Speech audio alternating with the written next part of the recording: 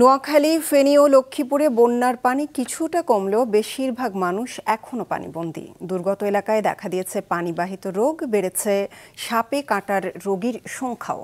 এদিকে বিভিন্ন স্থানে ত্রাণ সামগ্রী বিতরণ করা হলেও প্রত্যন্ত অনেক এলাকার মানুষ এখনো ত্রাণ পাচ্ছে না বলে অভিযোগ দুর্গতদের। প্রতিনিধিদের পাঠানো তথ্য ছবি নিয়ে ডেস্ক রিপোর্ট। নোয়াখালীতে বন্যা পরিস্থিতির কিছুটা পরিবর্তন হয়েছে। গতকাল দুপুর থেকে আজ সকাল পর্যন্ত কোনো বৃষ্টি হয়নি। এতে উঁচু এলাকার পানি 2 থেকে 3 ইঞ্চি করে কমলেও বন্যা কবলিত এলাকার বেশিরভাগ মানুষই এখনো পানিবন্দী। জেলা প্রশাসকের কার্যালয় থেকে জানানো হয়, 8টি উপজেলা ও 7টি পৌরসভায় 1303টি আশ্রয়কেন্দ্রে প্রায় 2.5 লাখেরও বেশি মানুষ আশ্রয় নিয়েছেন। তাদের জন্য ত্রাণের ব্যবস্থা থাকলেও যারা আশ্রয়কেন্দ্রে যেতে পারেননি তাদের বাড়িতে ত্রাণ পৌঁছেছে না বলে অভিযোগ ভুক্তভোগীদের। সবাই আশ্রয়কেন্দ্রে খাওয়াটা দিতেছে, কিন্তু বাড়িতে ঘরে ঘরে নিয়ে কেউ খাওয়াটা পৌঁছে দিতেছে না।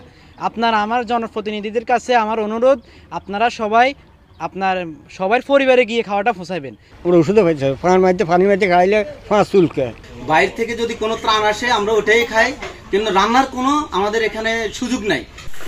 এদিকে জেলায় বিশুদ্ধ পানি ও খাদ্য সংকটের সাথে দেখা দিয়েছে পানিবাহিত রোগ। স্বাস্থ্য কমপ্লেক্সে ডায়রিয়া আক্রান্ত হয়ে ভর্তি আছেন 260 জন। জেনারেল হাসপাতালে 14 জন সাপে কাটা রোগী চিকিৎসা নিচ্ছেন। ফেনীর বন্যা পরিস্থিতিও উন্নতির দিকে, তবে সদর, দাগনভূঞা ও সোনাগাজী উপজেলার মানুষ এখনো পানিবন্দী। জেলার অর্ধেক এলাকায় বিদ্যুৎ নেই। বাড়িঘর সব ডুবে গেছে, ভাই আশ্রয়কেন্দ্রে গেছে। এখন আমরা পানিবন্দী বহুত কষ্টে আছি। লক্ষ্মীপুরের বন্যা পরিস্থিতি অপরিবর্তিত রয়েছে।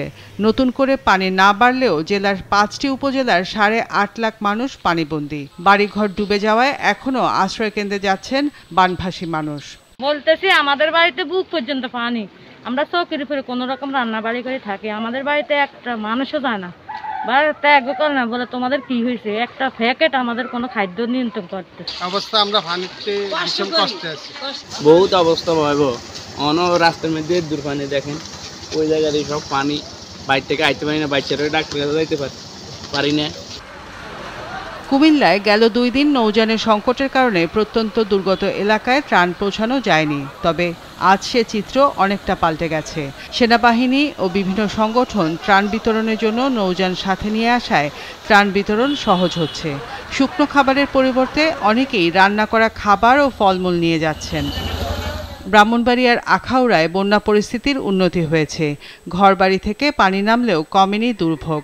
এখনও তলিয়ে রয়েছে ফসলি জমি, ভেসে গেছে 8 শতাধিক পুকুরের মাছ। এতে আর্থিক ক্ষতির সম্মুখীন কৃষক ও মাছ চাষিরা। রওশন জাহান মিষ্টি, মাছরাঙা নিউজ ডেস্ক।